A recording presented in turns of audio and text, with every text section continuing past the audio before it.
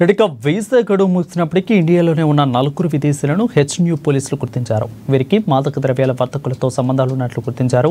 కానీ వీరు ప్రత్యక్షంగా పాల్గొన్నట్లు సాక్ష్యాధారాలు లభించలేదు. అయితే దీనికి సంబంధించిన వివరాలను టాస్క్ ఫోర్స్ డీసీపీ సుధీంద్ర వెల్లడించారు. విచారణలో వీరి పాస్పోర్ట్లను కూడా ఫేక్ అని తేలిందని చెప్పారు. ఈ నేపథ్యంలో వీరికి ఎమర్జెన్సీ ట్రావెల్ వీసాను కల్పించి వారి సొంత విదేశాలకు పంపుతున్నట్లు తెలిపారు. ఫారిన్ రిజిస్ట్రేషన్ ఆఫీసు అధికారులతో సమన్వయం చేసుకుని వీరిని డిపోర్ట్ చేస్తున్నట్లు డీసీపీ పేర్కొన్నారు. ఇటువంటి వ్యక్తులపై ఉక్కుపాదం మోపుతామని హెచ్చరించారు.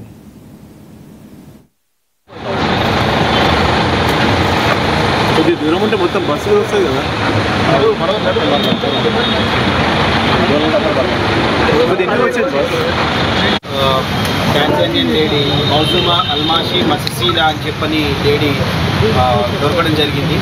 అంటే మాకు ఒక ఇన్ఫర్మేషన్ ఉండే దట్ ఆమె డ్రగ్స్లో పెడ్లింగ్ చేస్తూ ఇన్వాల్వ్ అవుతుంది అది అని చెప్పని. సో ఆ బేసిస్ పైన ఆమెని అప్రిహెండ్ చేయడం జరిగింది. సో చేస్తే ఆమెను విచారిస్తే తెలిసింది ఏంటంటే ఆమె దగ్గర అయితే డ్రగ్స్ ఏమీ దొరకలేదు. బట్ ఆమెను వెరిఫై చేసి ఇచ్చేయగా విచారించి పూర్తి డీటెయిల్స్ అది కనుక్కోగా ఏం తెలిసింది అంటే ఆమె డ్రగ్ పెడ్లింగ్లో అయితే ఉంది.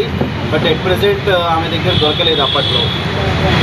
దాంతో మేము అసలు ఆమె డీటెయిల్స్ ఏంటి, ఆమె ఆన్ వాట్ బేసిస్ ఇక్కడ ఉంటుంది ఏంటి అని చెప్పి వివరాలు తెలుసుకోవడానికంటూ మేము ప్రయత్నిస్తే మాకు తెలిసింది ఏంటంటే ఆమె ఆల్రెడీ వీసా ఎక్స్పైర్ అయిపోయి ఆల్మోస్ట్ ఐ థింక్ 6 yearsగా ఓవర్ స్టేలో ఉంది.